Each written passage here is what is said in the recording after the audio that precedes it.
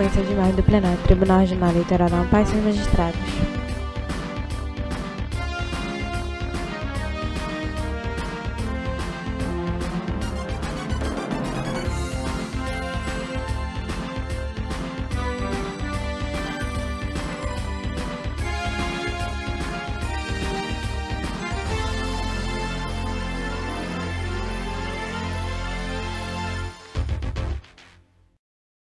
Boa tarde a todas que nos acompanham. Foco no desembargador João Lage, presidente do Tribunal Regional Eleitoral da Amapá. Desembargador João Lage é branco, de cabelos castanhos escuros, curtos, olhos castanhos, claro, usa óculos de armação escura, tem barba curta, parcialmente grisalha e traz toga preta. Na técnica, tiro superior, logo TRE, pegante, inferior, janela de livro de intérprete. Se não houver nenhum óbice ou necessidade de alteração, declaro a ata aprovada.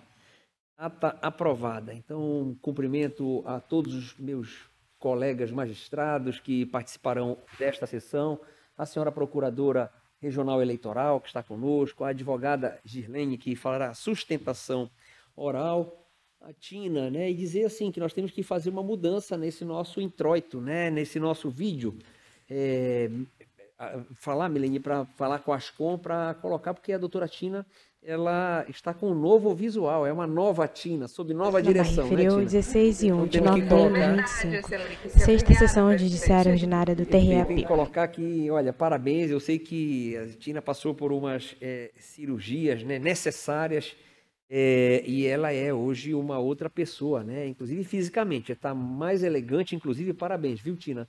E vamos... Excelência, são escolhas que a gente faz na vida. Uma das coisas é que eu digo assim, em ambiente virtual, eu diz a Tina Souza. Ela é branca, de cabelos castanhos escuros, presos para trás, usa leve maquiagem e blazer preto. Então, é isso mesmo, é sustentar no carão a nova versão da Tina. Perfeito, porque se não é você, a Sara e a Milene, essa turma virtual aqui, imagem e a ampla do Girlane plenário. hoje está presente conosco, essa turma realmente, ela ia ficar muito feia na foto, digamos assim, o nosso TRE, né? Vocês realmente são Foco no desembargador João Lage. pessoas maravilhosas e que nos engrandecem, né? A presença feminina nessa corte, ela de fato, ela é muito necessária. Parabéns, tá bom? Sara, Milene, Tina e Girlane.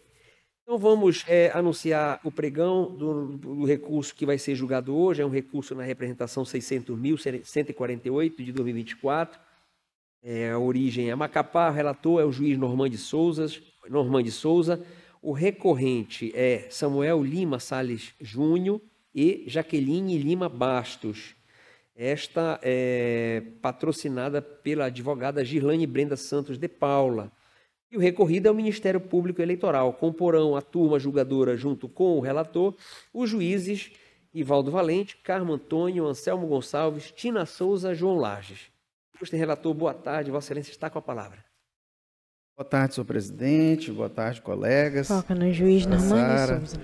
Ele é negro de pele clara, tem cabelos castanhos escuros, preso para trás, usa óculos de armação escura, barba em forma de cavanhaque, castanho escuro e traz toga preta. Salles Júnior e Jaqueline Lima Bastos, inconformados com sentença do juízo da 2ª Zona Eleitoral de Macapá, que os condenou ao pagamento de multa por propaganda eleitoral irregular. Afirmaram que o Ministério Público Eleitoral ajuizou representação contra vários candidatos por propaganda eleitoral irregular, especificamente o derrame de santinhos nas proximidades de locais de votação. Os recorrentes argumentam que as provas apresentadas pelo Ministério Público são insuficientes para combater o derrame, o derrame. Destacam que apenas poucas unidades da propaganda impressa foram encontradas, que as imagens anexadas aos autos não demonstram a prática de maneira robusta e que o material pode ter sido descartado por terceiros ou até adversários. Implicitamente sugeriram que os casos similares poderiam ter sido julgados de maneiras mais lenientes e que, após notificados, removeram os santinhos encontrados, o que demonstra boa-fé e a intenção de corrigir a irregularidade. Por tais motivos, pediram a reforma da sentença fustigada e, em caráter subsidiário, a redução do valor da multa, argumentando que o montante de R$ 2.000 seria desproporcional à infração alegada. Não foram apresentadas contrarrazões. O parquet, com assento nessa corte, destacou em seu parecer que a representação apresentou vídeos como prova do derrame de Santinhos, argumentando que a quantidade encontrada na barra de rolagem feriu recurso eleitoral na representação, número do processo 0600-148-26.26.24, traço, propaganda eleitoral, origem Macapá, barra P, relator, juiz Normando de Souza. Circunstância que evidencia o conhecimento ou impossibilidade de desconhecimento por parte dos candidatos. Por tais motivos, defendeu ainda a proporcionalidade da multa aplicada, considerando a gravidade da inflação e a necessidade de prevenção. Pugnou pelo desprovimento do apelo. É o relatório, Excelência. Vamos passar a palavra à doutora Gilene Brenda. Seja bem-vinda, na parte central da mesa. Está com a palavra para sustentar oralmente. Boa tarde, Excelência. Muito obrigada. Boa tarde a todos. Essa é a minha primeira 25. Apertar vossas excelências aí, na verdade, advogada Gilene Santos. Ela é negra, pele clara, tem cabelos castanhos escuros, lisos, longos. Usa leve maquiagem, usa óculos de armação escura e traz toga preta. Acho que tá, mas continuando. Desejar a todos um feliz 2025 e nós estamos aí às vésperas de um próximo pleito, então nós já estamos a trabalhar em relação a ele. Mas em relação a esse recurso, Excelências, eu atuei na prestação de contas dessa candidata, acompanhei ela desde o início, e nós recebemos a notificação no dia da eleição sobre esse derramamento de santinhos. Nós fizemos a verificação, de fato, existiu o derrame, nós fomos até o local, fizemos as diligências no tempo hábil, informamos a secretaria sobre a retirada do material. O material foi retirado tão logo nós ficamos sabendo da informação, e é com base nessas situações em que nós fizemos tanto a defesa quanto o presente recurso. A situação não vai longe do que nós estamos acostumados a acontecer aqui no estado do Amapá. Nós temos, de fato, no dia da eleição, alguns derrames de santinho, mas, no entanto, a legislação ela vem tentando coibir isso. Nós estamos buscando fazer com que essa situação ela seja freada o máximo possível, mas ainda vem ocorrendo e nós não podemos negar isso. No entanto, Excelências, essa situação aqui, a candidata e agora recorrente, ela não teve conhecimento nenhum do derrame de santinhos antes dele acontecer. Nós temos a legislação vigente dizendo que, primeiro, havendo a propaganda irregular e, nesse caso, o derrame de santinhos, nós teríamos ali um prazo, um tempo hábil para fazer a retirada, o que foi feito. E devidamente comprovado por meio de notificação, por meio de resposta à notificação pelo instrumento de WhatsApp. Fui eu própria que fiz, não enviei somente fotos e nem vídeos, nós fizemos a resposta da notificação escrita. Fora isso, Excelências, nós temos a segunda situação, que seria a comprovação de que o candidato ali no momento, ele teve ou a participação, ou foi ele próprio que fez, ou ele teve anuência, deu anuência para que seja feito. Nesse caso aqui, desde o início, nós estamos trazendo a comprovação de que a candidata não teve qualquer participação, pelo contrário, ela participou tão somente para retirar e fez isso em tempo hábil. E, fora isso, Excelências, nós temos ali, dentro dos autos, a comprovação de que, em nenhum momento, ela deu causa, participou, sabia ou teve qualquer envolvimento em relação a isso, em relação a esse derrame de santinho especificamente. Não há como negar que haviam santinhos dela ali, isso não há como negar. No entanto, ela não deu causa, não participou e não esteve lá para que isso acontecesse. Isso, inclusive, Excelências, é o que preceitua lá o artigo 14 da Lei das Eleições, que fala: o derrame de santinho ou a anuência com o derrame de material de propaganda no local de votação ou nas vias próximas, ainda que é realizado na véspera da eleição, configura propaganda irregular, sujeitando-se ao infrator à multa prevista, que seria a multa que foi imputada aí, no mínimo legal de R$2.000.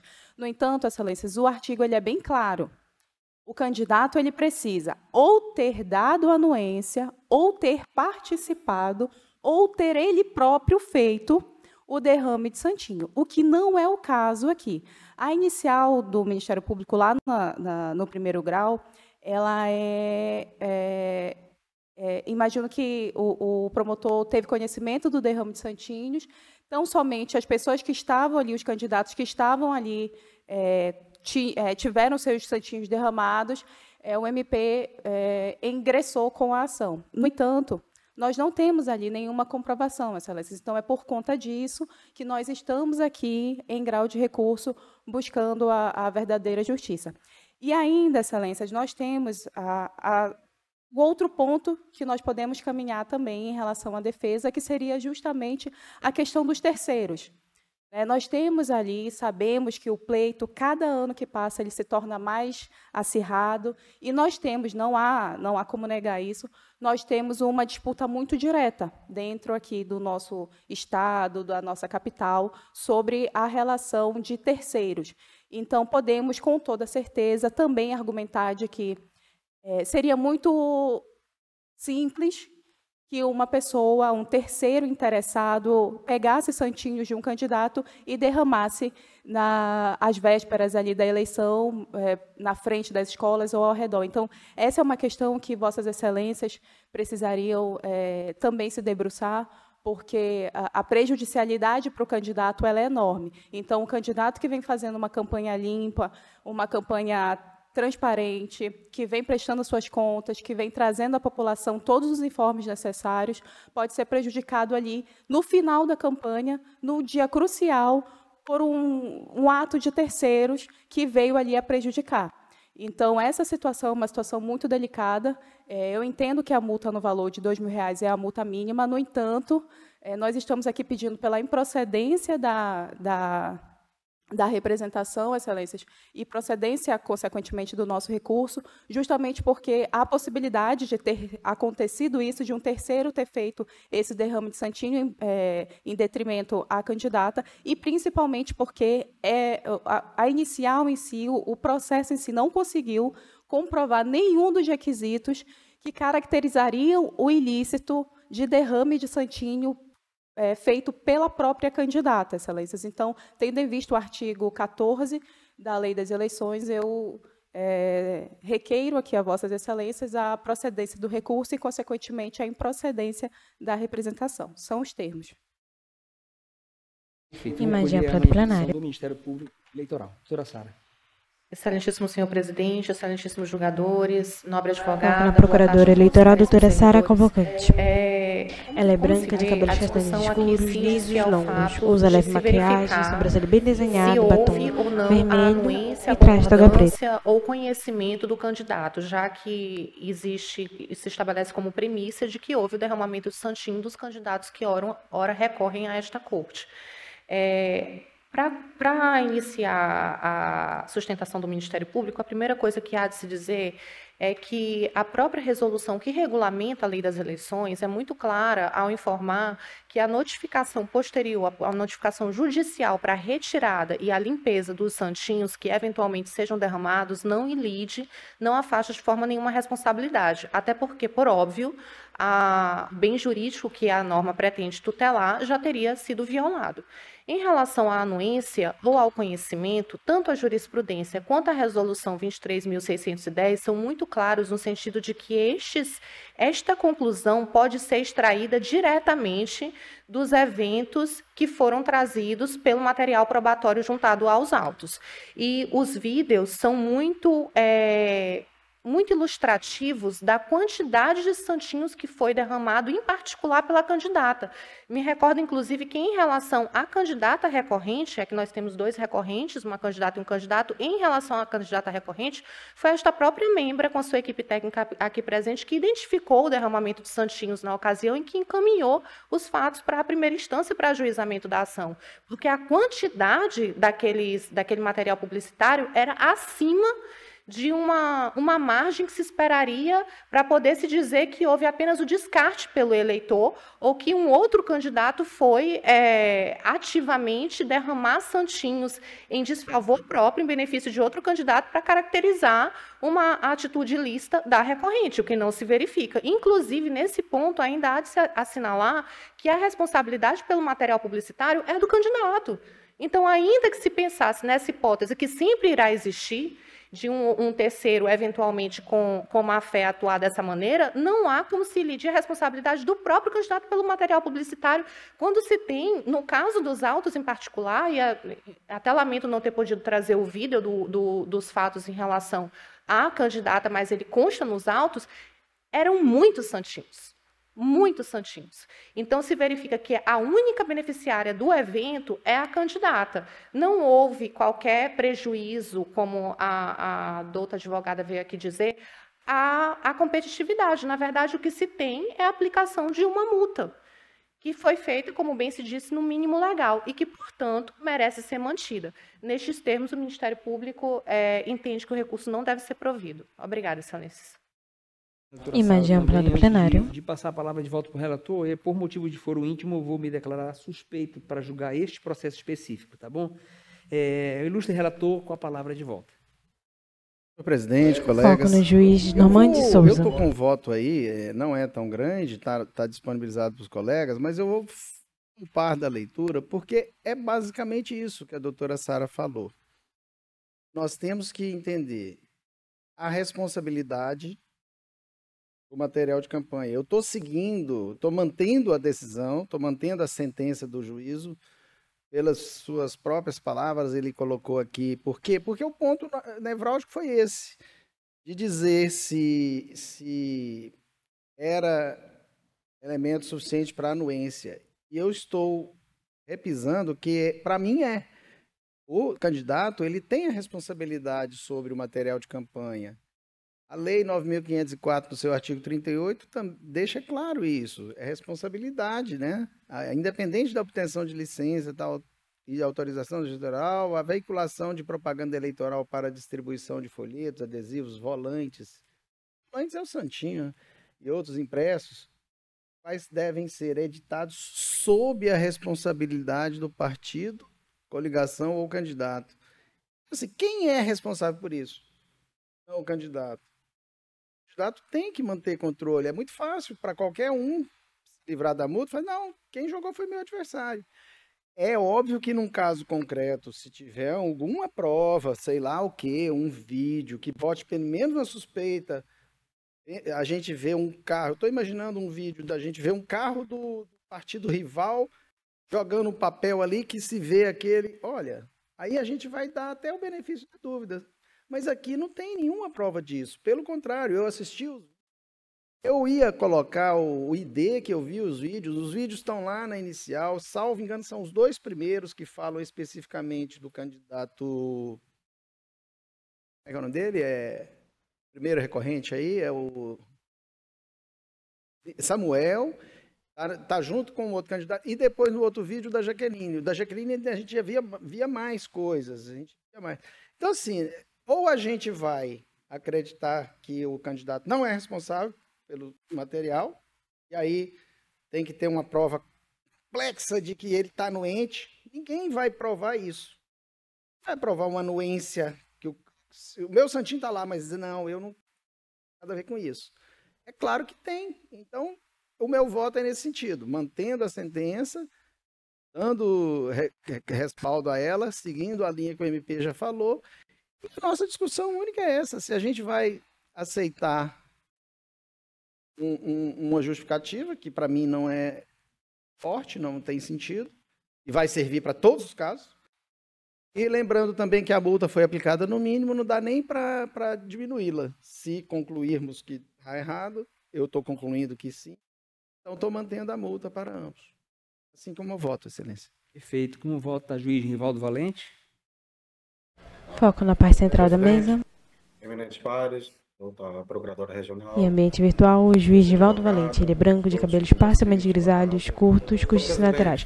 Usa óculos de armação escura, tem barba parcialmente grisalha, escanoada e traje terno cinza escuro. De Santini nas proximidades de locais de votação, o que afasta o argumento da defesa de insuficiência probatória.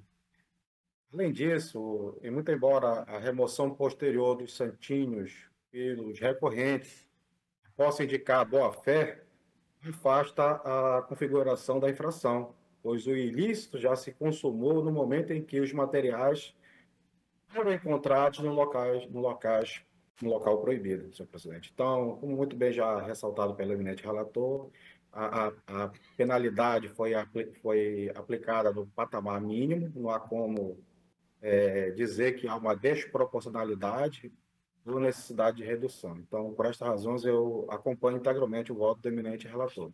Como voto, senhor presidente? Juiz Carmo Antônio. Foco na paz central da mesa. Eu também acompanho o ilustre relator, excelência. Juiz Anselmo Gonçalves. Também acompanho o relator, senhor presidente. Juíza Tina Souza. Acompanho o relator, senhor presidente. Eu já declarei a suspeição por motivo de foro íntimo e anuncio o resultado. O TRE do Amapá, à unanimidade, conheceu e negou provimento ao recurso, tudo nos termos do voto do juiz relator. Imagem ampla do plenário. Declarou-se suspeito por motivo de foro íntimo. Foco no desembargador João Lages. Doutora Glenda, então, Gislaine, muito obrigado, tá? Bom ano também para Vossa Excelência. Qualquer coisa, estamos por aqui. Eminentes pares, chegamos ao fim, então, desta sessão. Resta declarar encerrada. Oi? Tem embargo ainda? Perdão, eu não virei a folha, eu vi que temos um embargo ainda. Desculpas. Vamos então chamar a julgamento o embargo de declaração no agravo no mandado de segurança 600.161 de 2024 de Tartarugalzinho. O relator é o juiz Rivaldo Valente, o embargante é o Ministério Público Eleitoral, o embargado é Bruno Manuel Rezende, Javan Castanho, ambos patrocinados pelo Dr. Samuel Falavinha.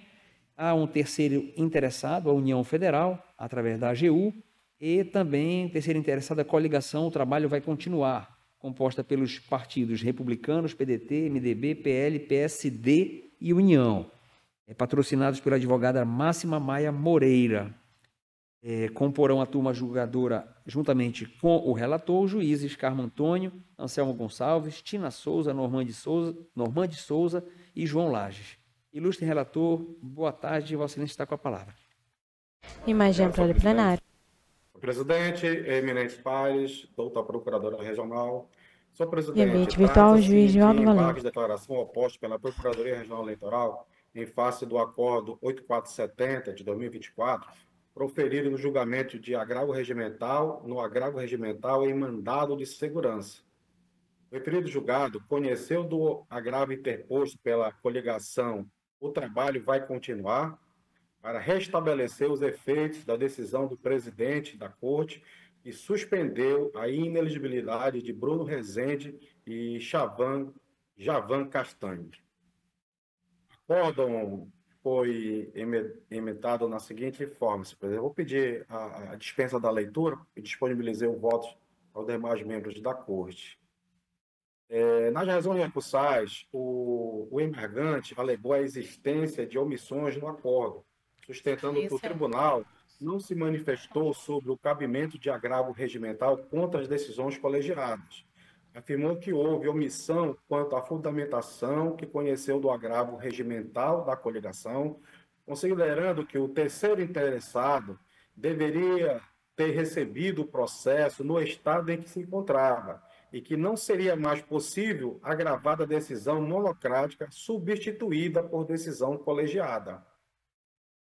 Além disso, apontou que a decisão tratou-se como fato novo as informações prestadas pela autoridade coautora, sem que o acordo especificasse quais seriam esses fatos em relação à decisão colegiada anterior.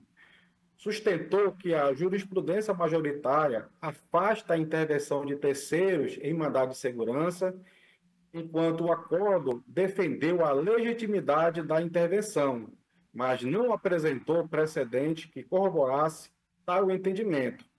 Ao final, requereu o acolhimento dos embargos para sanar as omissões apontadas e declarar a nulidade do acordo embargado.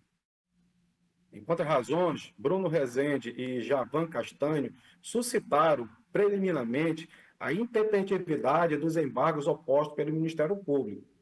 No mérito, na barra de rolagem inferior, embargo de declaração no agravo no mandado de segurança, número do processo 0600-161-31.2024, origem Tartarugas 1/P, relator, juiz Givaldo Vanucci. Regimental, em face da decisão colegiada, sustentaram que o acordo não havia sido publicado e, portanto, não possuía eficácia, tratando-se de agravo contra a decisão monocrática.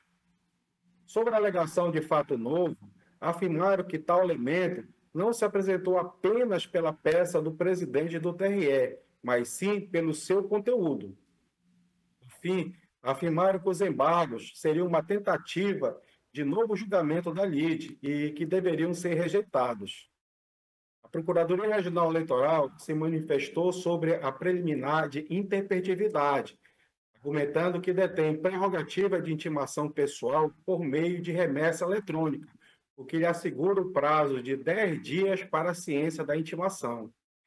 Sustentou que a publicação do acordo anteriormente agravado ocorreu em sessão e que a certidão de julgamento disponível já indicava que a decisão monocrática havia sido confirmada, configurando má-fé processual a interposição do novo agravo interno sob o argumento de ausência de publicação do acordo.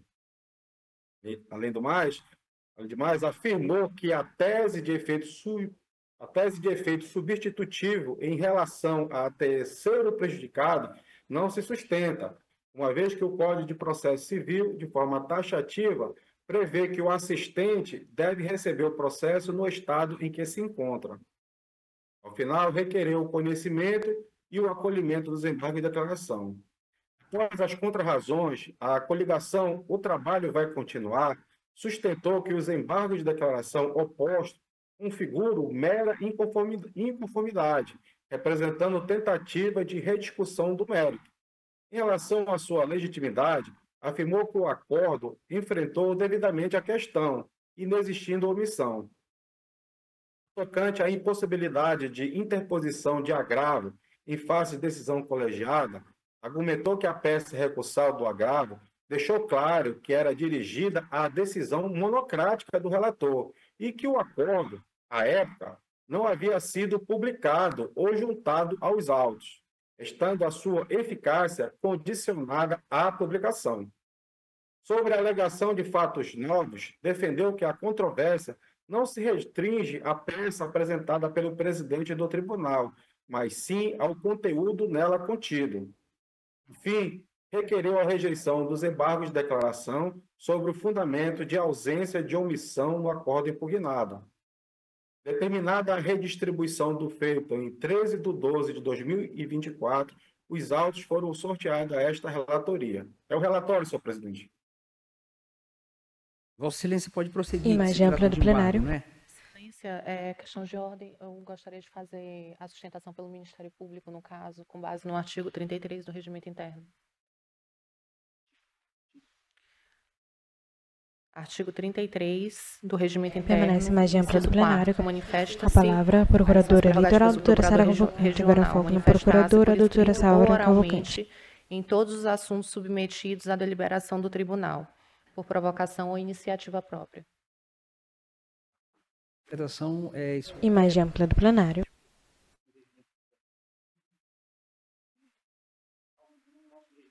No embargo de declaração.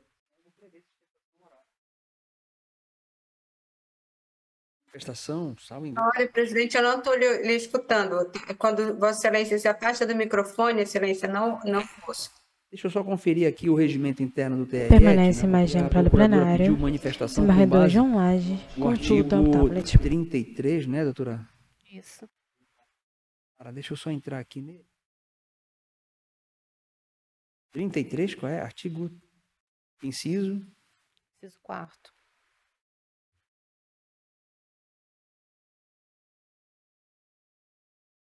De qualquer forma, Excelência, é uma sustentação muito breve. Foco na parte central da mesa. Da esquerda para a direita, Procurador Regional, doutora Sara Cavalcante. Procurador Regional junto Desembargador João Lage, com a palavra. Pelo Ministério Público, cujo membro será designado pelo Procurador-Geral da República e atuará em todas as fases do processo eleitoral. Todas as fases do processo eleitoral, competindo-lhe... Qual é o inciso? Inciso 4º. 4. Manifestar-se por escrito ou oralmente em todos os assuntos submetidos à deliberação do tribunal, quando solicitada a sua audiência por qualquer dos juízes, ou por iniciativa sua, se entender necessária. Deixa eu só ver esse dispositivo à luz da norma dos embargos de declaração. Embargo de declaração está lá no artigo 87 seguinte. Embargos serão apostos em 3 dias, o relator porá mês de julgamento, vencido. Embargo de declaração interrompe o prazo. Não, eu acho que é naquela parte da sessão. Sessões, minutinho só, é aqui mais em cima.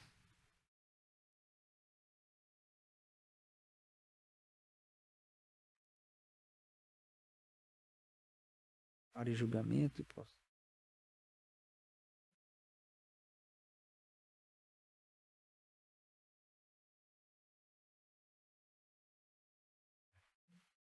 Feito o pregão, as partes poderão produzir sustentação oral artigo 54 do nosso regimento diz: feito o pregão e concluído o relatório, as partes poderão produzir sustentação oral durante 10 minutos. Parágrafo 1º. Quando se tratar de julgamento de recurso contra a expedição de diploma, ação de impugnação, AIME, cada parte terá 20 minutos. Julgamento de ação criminal será facultada a sustentação por 15 para cada parte. Após as sustentações orais, usará a palavra procurador regional. Prestado o relator, o nosso regimento. O nosso regimento, diferentemente do nosso regimento lá do Tribunal de Justiça, que veda, né? Então, eu acho que aqui no TRE não tem esse nosso impedimento. Então, Vossa Excelência está com a palavra, doutor. Obrigada, Excelência. Não pretendo fazer uma praxe à sustentação oral em embargos de declaração, mas... Imagem para o plenário. Me parece que é pertinente para aclarar alguns pontos. Em particular, nesse Foco na caso, Procuradora Regional, doutora Sara Cavalcante. Em várias outras ocasiões, para Vossas Excelências, o pano de fundo do mandado de segurança em si, cabe ao Ministério Público apenas reafirmar por que foi o caso de ingressar com embargos de declaração.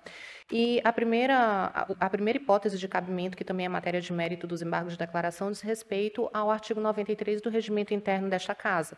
O regimento interno dessa Casa é muito claro ao informar que caberá o agravo regimental das decisões monocráticas. E no caso da decisão que foi proferida e que é embargada por ocasião desses desembargos de declaração, nós tivemos uma decisão que tinha sido proferida inicialmente, monocraticamente, por um relator, e posteriormente foi submetida a plenário. E foi dessa decisão que houve o agravo regimental, que não tinha cabimento nenhum.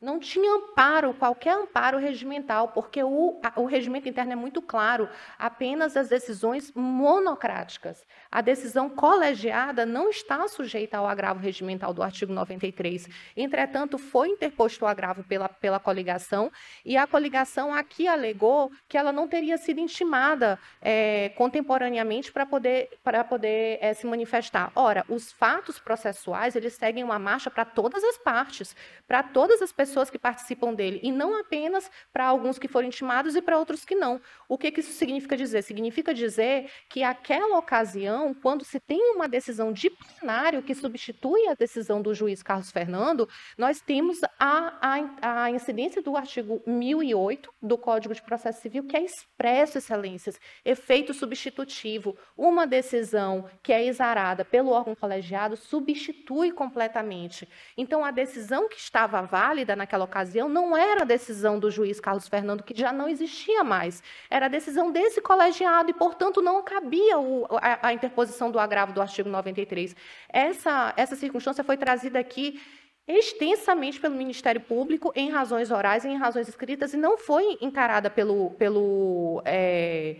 acórdão. Outra situação que também cabe ser discutida: na ocasião da prolação da decisão no agravo da coligação, se entendeu que não houve violação das prerrogativas constitucionais do Ministério Público. Pois bem, Posteriormente, veio a ser juntada uma certidão da secretaria deste colegiado. Então, não é o Ministério Público que está dizendo, é a secretaria do colegiado que diz o seguinte: em 22 de julho de 2024, os autos foram remetidos ao Tribunal Superior Eleitoral, que o sistema PJE não registrou ciência do Ministério Público Eleitoral da decisão presencial que acolheu os embargos de declaração e assinalou o prazo para a ciência expressa até 25 de julho. Ou seja, como já disse em várias outras oportunidades, e peço venhas a Vossas Excelências para insistir nesse ponto, houve uma clara violação às prerrogativas do Ministério Público quando o prazo para tomar ciência, não é o prazo sequer para recorrer, para tomar ciência é em 25 de julho, mas os autos são remetidos dia 22 de julho para o Tribunal Superior Eleitoral, sem que, portanto, o Ministério Público tenha dado ciência. Este fato também não foi enfrentado pelo acordo. Não bastasse o fato novo que teria dado ensejo ao novo julgamento, porque o artigo 505 do Código de Processo Civil também é muito claro no sentido de que uma decisão prolatada não pode ser revista de ofício pelos juízes, pelo judiciário. Então, o fato novo que teria dado ensejo a isso teria sido uma jurisprudência pretérita. Uma jurisprudência pretérita que teria sido trazida na prestação de informação pela, então, presidência. Ou seja, um fato que não é sequer de natureza fática, é, na verdade, uma jurisprudência que, sequer contemporânea ao evento, foi trazida numa manifestação, uma jurisprudência que sequer é de recurso especial eleitoral, se trata de recurso ordinário, ou seja, nem é cabível dentro do contexto fático que se tem. Foi trazido para justificar a reabertura do julgamento. E, por fim, Excelências, nós temos ainda a circunstância de que a intervenção de terceiros em mandado de segurança é vista com todas as precauções pelo Tribunal Superior Eleitoral por causa da questão da celeridade dos feitos eleitorais. Isso foi trazido aqui também. E, embora o julgado o julgado não tenha se aprofundado nesse tema, é possível se verificar que não houve o distinguish adequado, sobretudo em relação ao artigo 119 do Código de Processo Civil, que foi aventado pelo Ministério Público. Porque o artigo 119 do Código de Processo Civil diz o quê? Que quando há a intervenção do terceiro no feito, ele recebe os autos no estado em que se encontra. O que o colegiado fez na decisão agravada foi retornar o feito a um estágio anterior para que a parte pudesse se manifestar sobre ele. Ou seja, essa questão não só da intervenção de terceiro em sede de mandado de segurança de natureza eleitoral, que já é importante, mas também do momento, do contexto do processo que vai ser entregue, em que a parte vai receber o processo. Quando se tem uma norma muito clara, o Código de Processo Civil diz a parte recebe no estado em que se encontra. Não se justifica que o órgão colegiado ignore uma decisão colegiada, se retorne a uma decisão monocrática para poder entender cabível pelo artigo 93 do Regimento Interno um agravo que não era cabível. Então, com essas considerações, Excelências, o Ministério Público pede que seja acolhido os embargos para poder sanar essas omissões e, eventualmente, possibilitar que o Ministério Público recorra adequadamente para as instâncias superiores neste processo. Obrigada.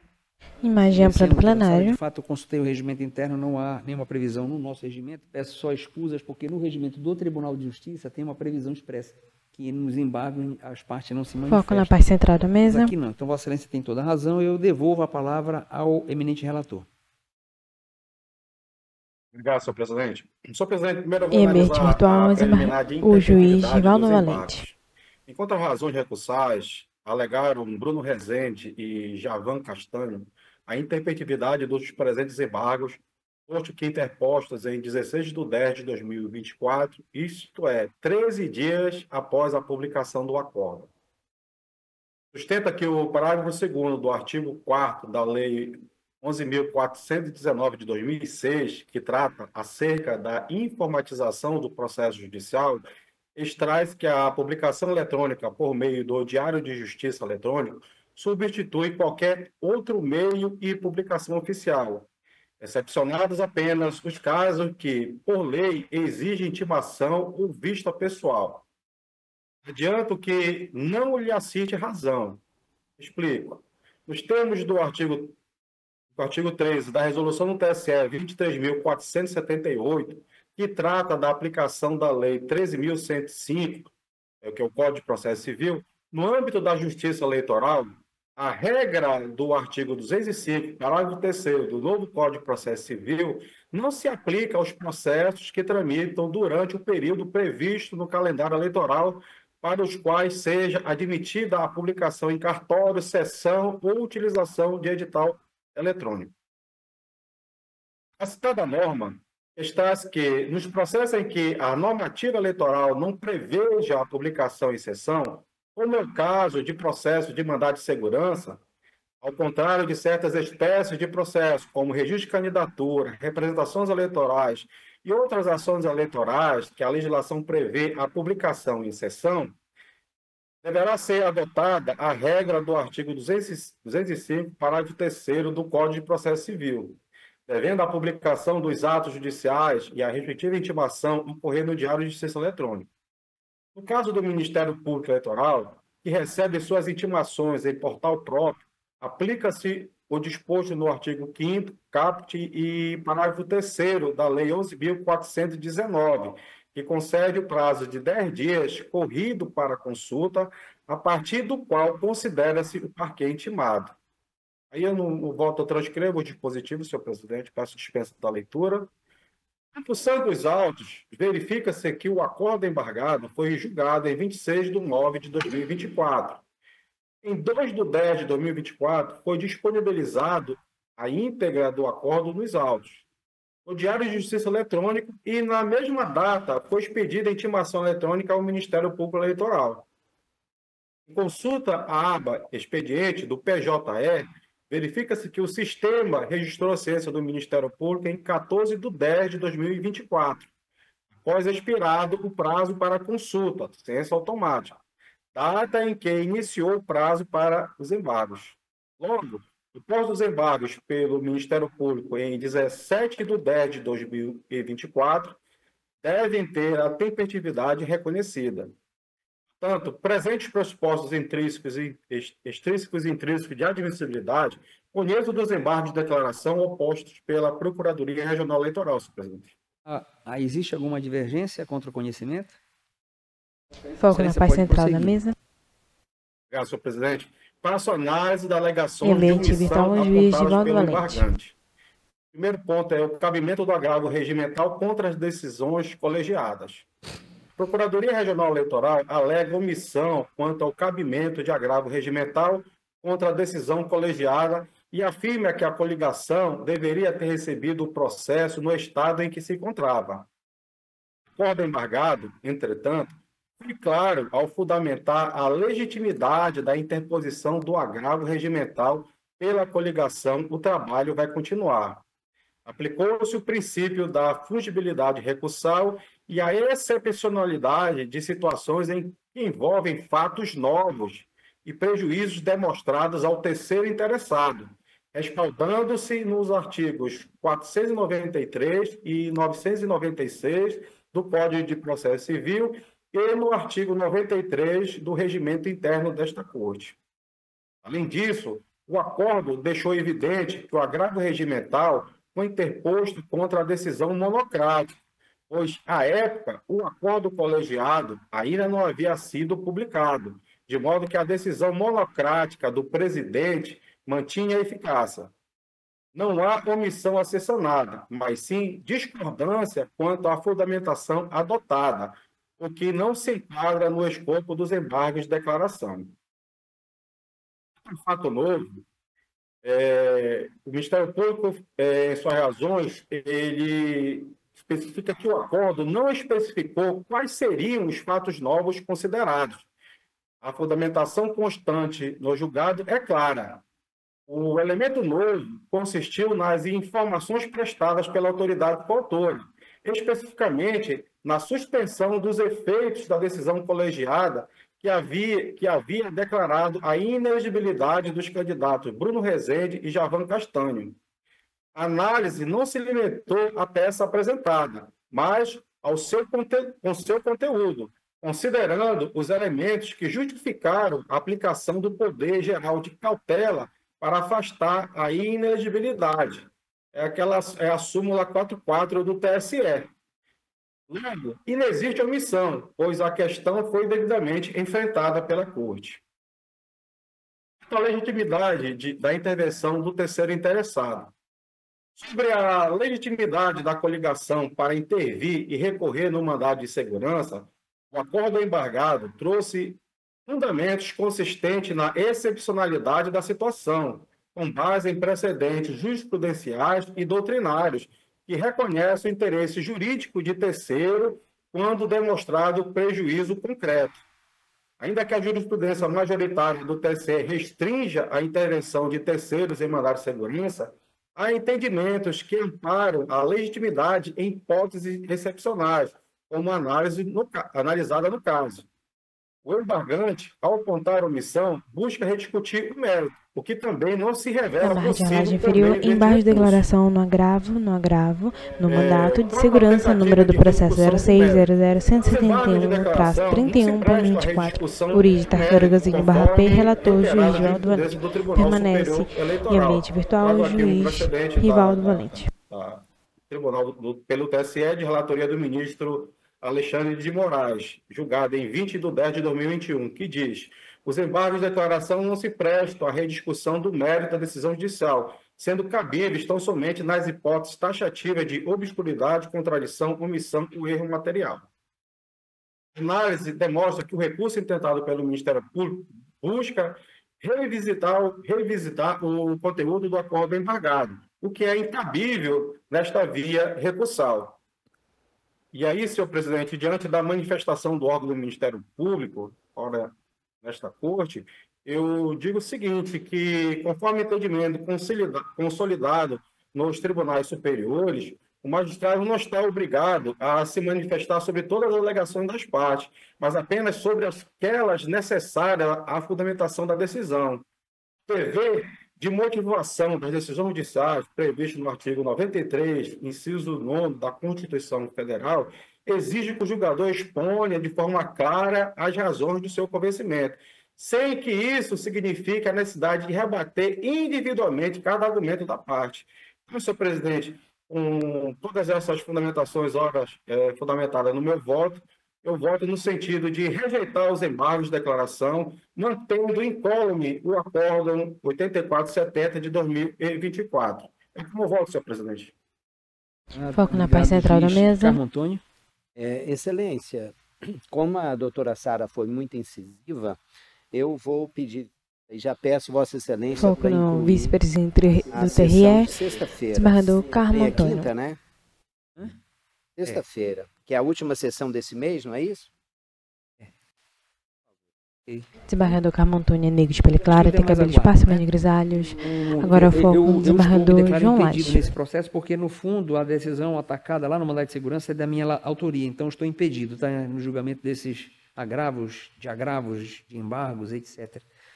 Então o TRE do Amapá, por unanimidade, conheceu, e após o voto do ilustre relator rejeitando o recurso, pediu vistas o juiz Carmo Antônio. Os demais aguardam. Impedido o juiz João Lage. Agora sim, senhores membros do Tribunal Regional Eleitoral, magistrados, senhora procuradora, não havendo mais nenhum processo, eu declaro encerrada a sessão, convidando todos para amanhã às 4 horas para outra jornada de julgamento. A você que nos acompanhou até agora, uma boa tarde a todos nós, bom descanso e até amanhã, se Deus quiser. Encerrada a sessão. Imagem ampla do plenário.